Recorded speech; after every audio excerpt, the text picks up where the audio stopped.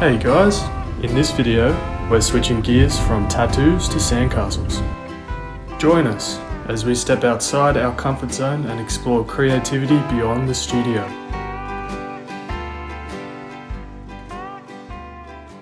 We won't need much for today's project, just some shovels, rulers, buckets and a garbage bin.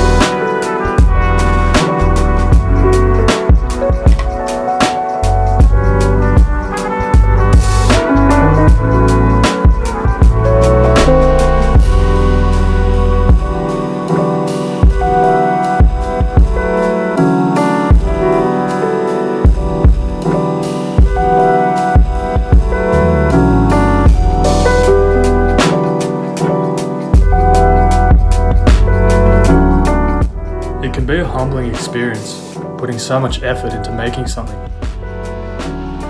only to have it be destroyed. But it's a reminder that it's important to enjoy the process. Life is best lived in the moment.